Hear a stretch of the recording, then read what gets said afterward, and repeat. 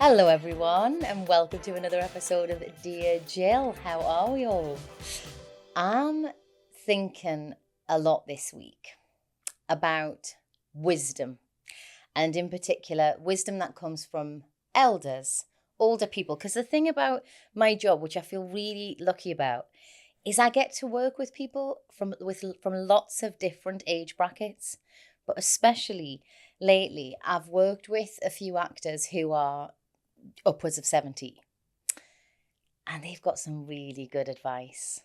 They've got some good stories as well. Great stories, but most importantly, great perspective and great advice on what's important in life, and about like not sweating the small stuff and just kind of just making sure that you really look after like what's important to you in your life. And I've just been thinking about that a lot and thinking, not most people, because most people retire around 60, 65. Most people don't get to work with people upwards of that age. And it's been really lovely to think about even me, like even thinking about some of the things I used to worry about in my 20s, some of the things I used to worry about in my 30s. And I definitely think you change all the time, but it's lovely to hear the perspective of someone who is most certainly in the last chapter of their life, let's say, and who really has a perspective, certainly on my industry as well, because it can be a bit nuts, but just on life. And I just love talking to older people. I just find it so nourishing to sort of, they almost say the things that I kind of know instinctively all right, but I still haven't quite got round to being able to harness. Do you work with anyone who you sort of look up to as an elder or a mentor, just somebody who you just know screams wisdom? Not so much work with. Mm-hmm. My grandma Mm-hmm. turned 95 the other week. 95. And I must say she is fit as a lop. She's gonna hit 100. Is this your mum's mum? My dad's mum. Right, okay. So I went and visit her, Mm-hmm. bring some flowers. She has loads of grandchildren, so the house is littered with flowers. The last thing she needs. But she's just so happy. She's happy to see you. She's happy about life. And, you could say, like, she's in our last chapter of her life and she could be going, oh, well, she doesn't understand things that are on the telly because things are too loud and she just doesn't understand stuff. And she's in her own little world. But as long as she's got her garden and music and people seeing her, she's happy. Yeah. And isn't that lovely that it's so lovely. You can just have that. It really is, because I think one of the things that I sort of pick up on or see in older people is what I've always wanted in my life, which is a contentment. Just a contentment of what is, and an ability to be able to watch things just going on and think, I have no interest in that. Yeah. I don't need to engage in that. I don't even need to think about someone's opinion about that, because it's almost like you just become just the wisest person in the world as you get to the end. And it's almost like that's when I think we should all, that's why, in some countries or some tribes, the elders, I mean, they're absolutely worshipped, because they know that this is where we're going to get the pearls to kind of live the rest of our life. But I feel like in our society a bit, older people are slightly more forgotten about. That feels unfair, doesn't it? It does. And yeah, we should maybe get them all empowered. They'll go, everyone have a Friday off. You know what I mean? They'll do the stuff that we actually, just that love means each something. other, guys. The word to be like, let's just get in our gardens. Let's go make a cake. And I'd love that. Me too. And I actually think the world would actually work better like that. Just spread a bit more love. Everybody just chill out. But I certainly would be better with that. Just the sort of, that contentedness and that sort of feeling of like, it's all gravy. Like, we're just going to be dust anyway. So what we all worrying about? I love it. It's a really good reminder for me to kind of go, just take it all in. Just try and live in the moment, and just, it's all going to be all right.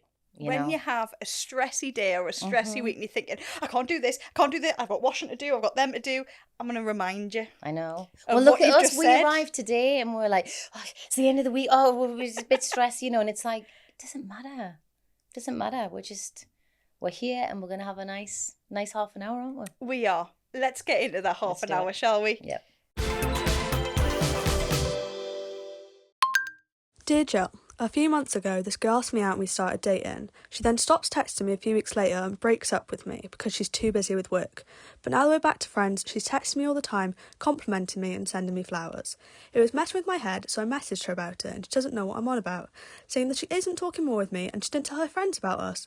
Her reason being that she wasn't sure where her head was at, even though she was the one begging for a second date.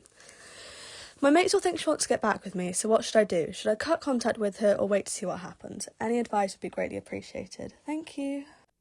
Oh, it's so hard, isn't it, when you just you're just looking at something through a completely different lens, and the other person's like, no, no, that's not what happened.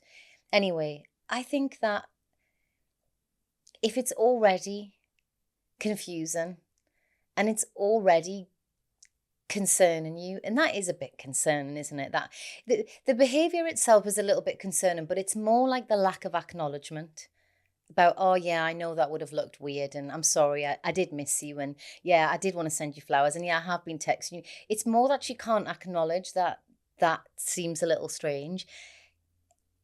If it was me, I would just want to be with somebody who wasn't so complicated from the very beginning. But, obviously, these decisions are yours to make. But I just don't see why it has to be complicated when it's just two people who like each other. What do you think, Emma? Is it a case of Soph saying, look, you've done this, my head's messy, what do you want? Mm-hmm. But I feel like she has said that. And then the girl said, I don't know what you mean. But then actions speak louder than words. The flowers, are you just messing with me on purpose? I know. Are you bored? That's my worry. That's my worry. Nah, plenty more fish in the sea, Soph. That's what I say. Get a better fish. Yeah. Seriously. Yeah. I've made up my mind now. Of course it's your decision. It worries me. It just worries me when somebody just doesn't acknowledge the way they behave and makes you feel like you're like imagining something. And that just concerns me. But you could always just be honest and have another conversation with her and press a reset button. But I'm not sure about that. But good luck with it anyway. Pressing a reset button, that's quite a good word. Yeah? Yeah, I like that one. Yeah? Sometimes you just need to press the reset button. And I think it does work for some people. I really do. I think you can get into a bit of a rut. You can get off to a bad start and you can say, right, let's pretend this almost didn't happen. Don't bring it into this new version of us. But, there's always a risk with that, isn't there? There's always a risk that somebody was just going to behave the same way again. But I suppose, yeah, maybe life is about risks. Ooh, there it is. Life's about Saucy. risks.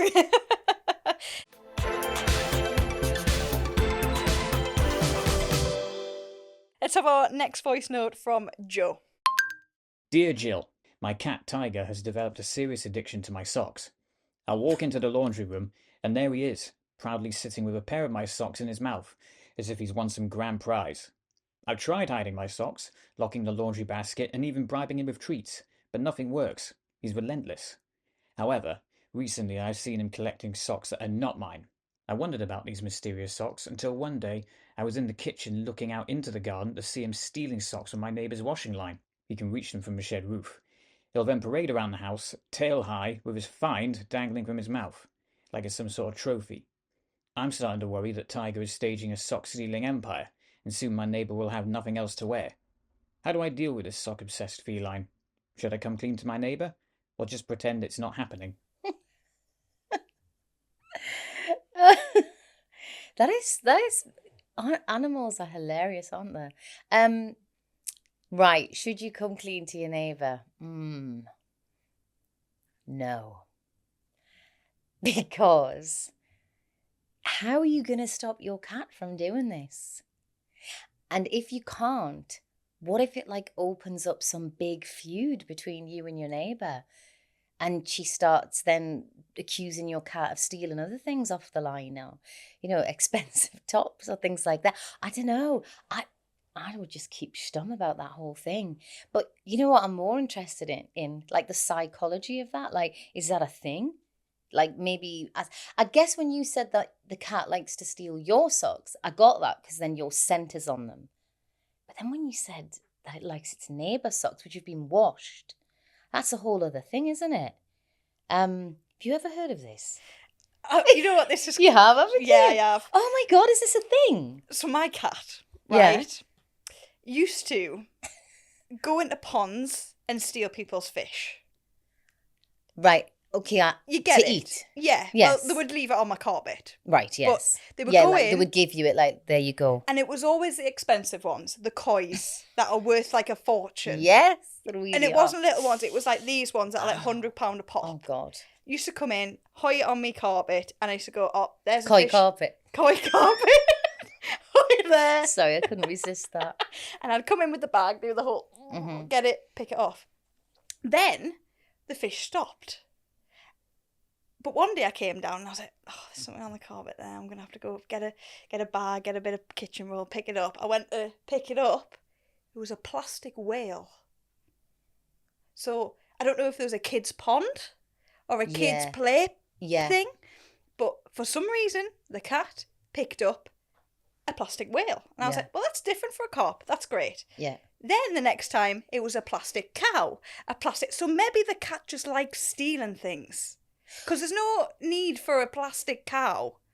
Well, I know that they present things to their owners because it's like a gift, isn't it? Like, and it's like, look at me, aren't I good, aren't I clever? Your cat was definitely going into someone else's house and clearly taking things out of a kid's toy box, by the way. Obviously, that's what that was doing.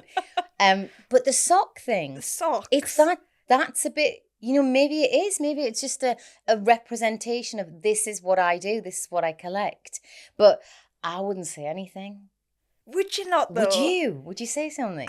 Because one day they're going to see the cat coming on. Yeah, I would just be like, oh, you're joking me. What? Oh my God. Oh, so sorry.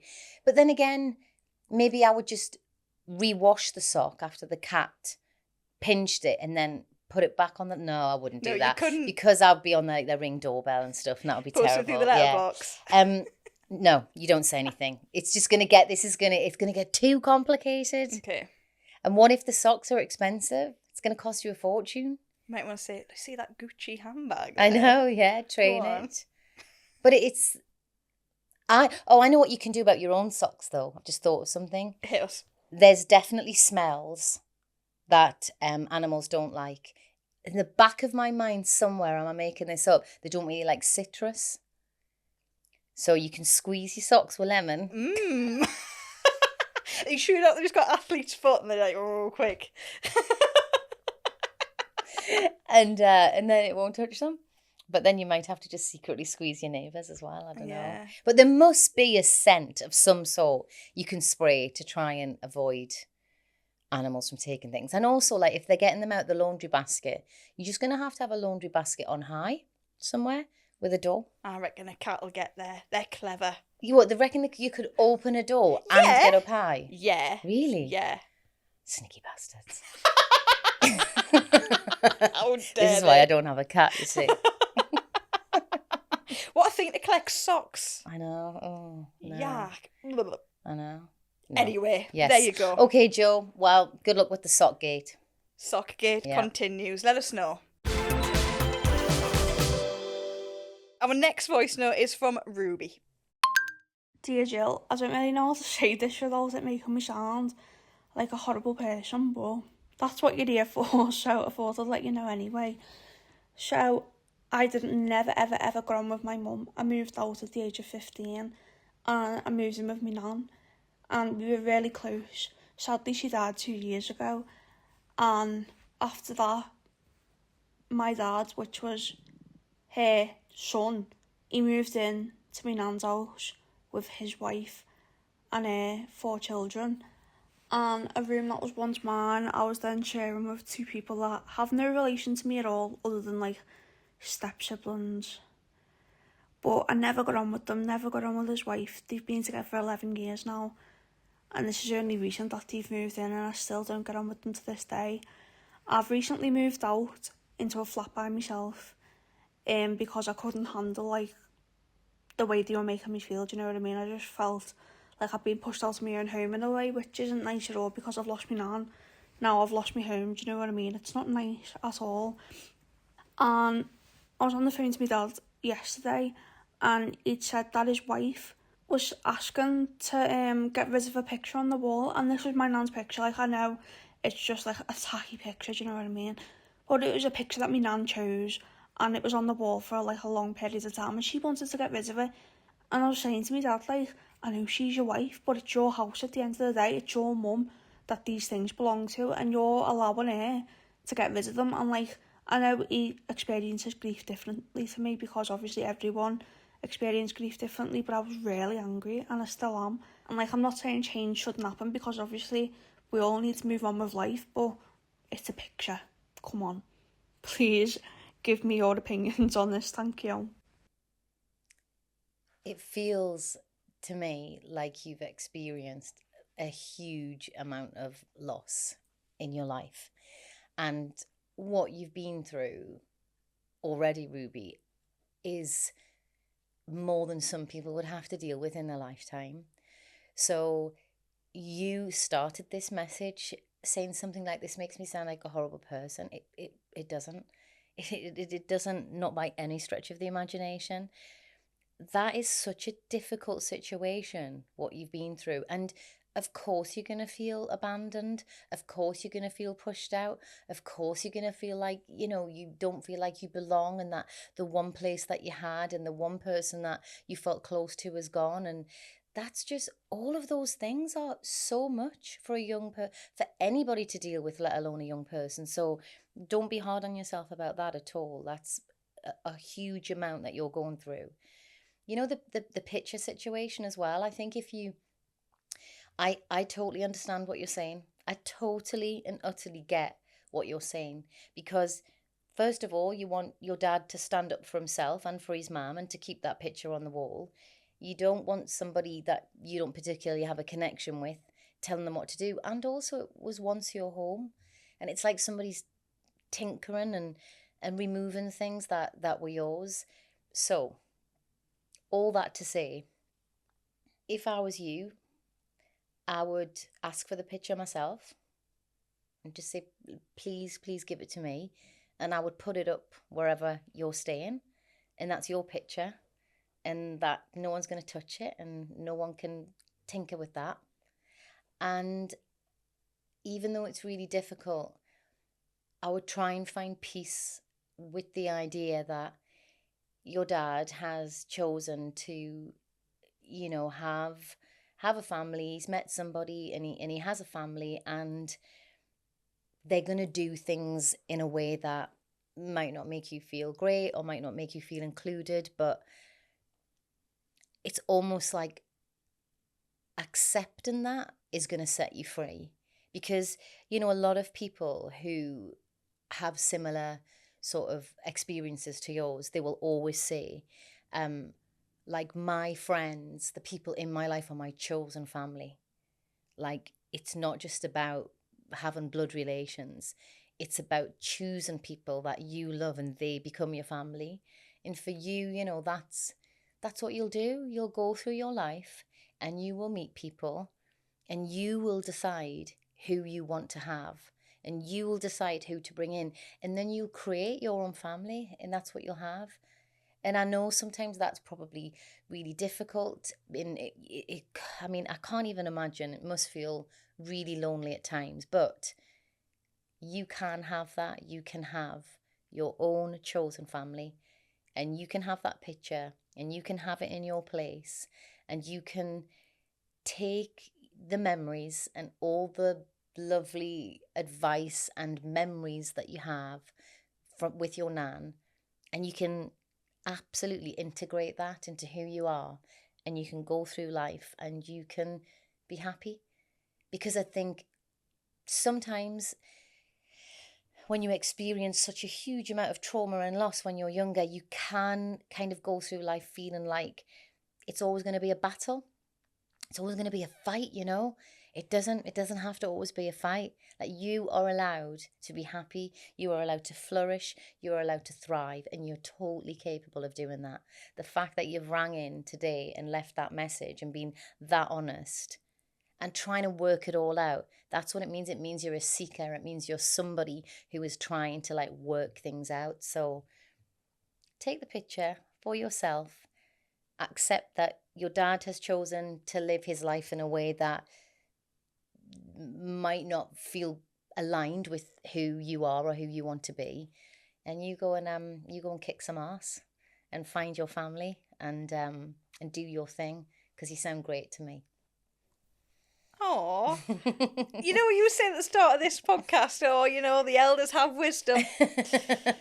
There it is. I just think, wow, you know, when somebody like Ruby tells their story and you think, you know, it's that idea of, you know, people don't realize that we all start off in such different places. A lot of people, like, if you imagine the rungs on the ladder, you know, some people have a childhood that means that they just haven't been able to have, you know, the advances that other people just take for granted.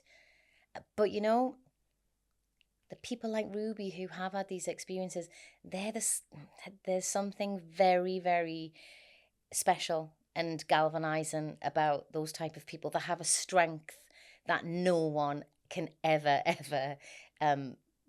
sort of realize. They're extremely underestimated. And when they are in their full power, when they're like, yeah, I'm doing it, this is me, this is my life, they're unstoppable. Unstoppable, because they've had to have so much grit from being so young.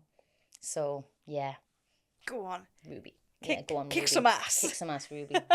I mean, what Ruby was saying there about, obviously, like, she said it's just a tacky picture, but that meant so much to her. I mean, it's that hard thing as well when somebody has passed and you've got to be like, what do I do with this? What do I do with the clothes? What do I do with all the things? This is my responsibility now. And letting go is really hard. How did you feel? Like, you know, not because you don't get rid of stuff. You know what I mean? I don't want to become a hoarder, but it's not getting rid of stuff. It's harder than that. It's when you're ready, I think. Yeah. So, you know, in the first 6 months, you know, you just hold on to everything. Well, I should just only speak for myself. You know, you're like, oh, I can't. And then as time went on, I was like, well, you know, Matt's clothes are just hanging up here, that somebody else could be wearing them. Like, take them to a charity shop. They'll have another life. Somebody else will put that shirt on and go, this is a really nice shirt. And that sort of made me happy, thinking that somebody else would wear it and enjoy it. And then I remember, I still have them actually to this day. He had 2 key rings, and one was bright orange and one was bright yellow, and it was like a piece of leather, just a bright orange piece of leather, orange leather and yellow leather. Such kind of small things, but I don't know why, they just completely were the epitome of like who he was. The colours themselves totally remind me of him, but I was like, he's had those in his hands so many times. They've been in his pockets. It's like his DNA is all over those key rings, and they're the 2 things still to this day that I'll hold in my hand sometimes, and I'll be like, because I have them on my keys now, and I'll be like, that's him, like that. And isn't it funny, the things because it's not the big things that you really want. It's more like that little thing. That's the thing, yeah. The one that you can just squeeze in your pocket and no one knows, you know. Yeah, you don't need the T-shirts, the money, the car, whatever it is. Yeah. Just that little something. Just the little things, yeah. So the picture, like you said, it's not a silly little picture. It's what it means. It's what that personifies for her. It's the fact that it's on the wall in her house. And there's something about removing someone from a house or from a wall that feels really profound, which is why I want her to go, thank you, and put it on her wall. This is mine now. Yeah, exactly. Lovely. Dear. You were saying at the start of this podcast about words of wisdom, and you've just done it. But I mean, what sort of things were we talking? Like, who were you talking to? And also, what's their wisdom? Let's have some words of wisdom from others. Well, I have a show out called The Feud, and Larry Lamb's in it. So Larry plays my dad in the show, and we spent a lot of time together. And it's more about, he just said to me, just enjoy the ride. Enjoy the ride, because there is lots of ups, but there are lots of downs. And they're gonna come no matter who you are. So don't be in the downs thinking, oh, this is terrible. It's never gonna get good again. He was like, there's twists and turns everywhere, but it's really all part of the journey. It's more about like just being really comfortable that things are as they are. And then, as actors, I think, we always want to be in, the best thing, the one that is getting the most plaudits, the one that everyone's eyes are on. But, life is quite long in terms of our jobs. And he was just like, don't worry. Just don't worry about it. Just, you're doing good. You're doing good. There's always a way to punish yourself, I think, as an actor, because wherever you are, let's just say on the ladder, there's always many, many, many more rungs to get to. I really believe even if you're Tom Hanks, who to me has just had a charmed actor's life, I bet even Tom Hanks has thought, I really wish I'd played, or I really wish people would see me in this light so I could go and give my Macbeth or whatever. I mean, I'm putting words into his mouth, but, I think there's always an idea that we just want more, or we want people to think of us in a different way. But you are who you are. And people just, people like you for a reason, and they dislike you for a reason. And it's none of your business. It's none of your business. You just got to let it go. So it's just things like that. I just find it very relaxing to be with people like Larry, who are just very comfortable with where they are, and also is not averse to saying that, they also would admit to not always doing things in the way that they wish they had. Because that's the other thing. It's like, I really beat myself up. Why did I do that? Oh, what a terrible decision. Why? Oh my God, what was I thinking? Why did I do? And it's like, because we're human, aren't we? I mean, I'm saying this, and tomorrow I'm probably going to do something that I regret. It's like, okay, move on, accept. You did it. You didn't like it, or you don't think it was a wise thing to do. But I can be like the type of person who can keep sort of bashing myself, basically. And I think there's just no need, is there? Are you do you reflect a lot? Are you very forward thinking? I am forward thinking, but it just creeps up, doesn't it? It does a bit, doesn't it, But sometimes? as you said, all these things that, like, no matter what job you're in and whatever sort of line of work you are, or whatever direction you are in life, it takes them little things to get that experience. And as you were saying, it's 70-year-old and 95-year-old sits back and goes, look at all this experience. And you can say, yeah, that one wasn't very good. That one I really enjoyed. But without that, you would just go, oh, isn't everything great? Yeah. Or isn't everything terrible? And when you watch, like a compilation of someone's career, obviously they're showing you the highlights. And somebody could be in their 70s and there could be 7 highlights. That's 1 a decade. So I think I expect a lot of the time my life to be constant highlights. And it's like, that's not how this works. Life will life.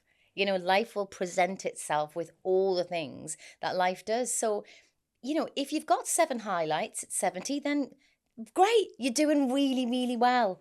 That's 7 like really wonderful moments in your life. And the rest, yeah, it might be 5 out of 10. But 5 out, it's okay to be okay, as they say. Yeah. And obviously, you said before, all these owlies that know the bays and stuff. You're still going at 70. Will you still be going? I really hope so. I cannot imagine retirement. I don't know what that looks like. I don't know what that means, because I'm not, and the same for you, I would imagine, we're not in jobs where we're like, the grind, and we're so grateful to not be in a job like that. I'm not looking at my watch thinking, when does work finish? I'm the one thinking, oh, I'd love to work and what might be next. So, and I think the lovely thing about acting, as long as you can remember your lines, of course, because that genuinely could be a struggle when Yeah. you're in your 90s. But yeah, I mean, how I would love to be like on tour and that, me old bamboo, when I'm in my 80s.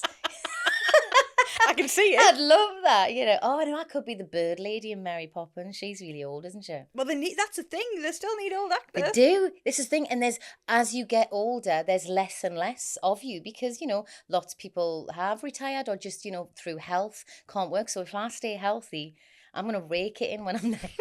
That's going to be my biggest earning year. That big one, the big finale on the show reel. Boom. and then I'll die just before I have to pay the massive tax bill. I mean, go away with that. Got you. I enjoyed every penny of it. Deary me. Any final words of wisdom? Just, I just think I'm just trying to take life more lightly. That's what I'm trying to do. So that's what I'd like to say to anyone listening today. If you're feeling a bit bogged down, if you're feeling just a bit in a fog, it's like just a bit of a lightness of touch, just a bit of a a bit of a flutter and a flipper and a little kind of like, I'm just trying to just be like, it's all good. Even if I don't really think that, it's all good. It's all good. It's all good. It's fine. It's fine. Because when there really is something to worry about, then you know. And that's what I've learned in life, actually. You think when something really bad happens, you go, what was I worrying about the other stuff for? So I've got to remind myself of that. Yeah, it's all good. It's all good. So remember, it's all good. And I'll see you next week. And tread lightly. See ya.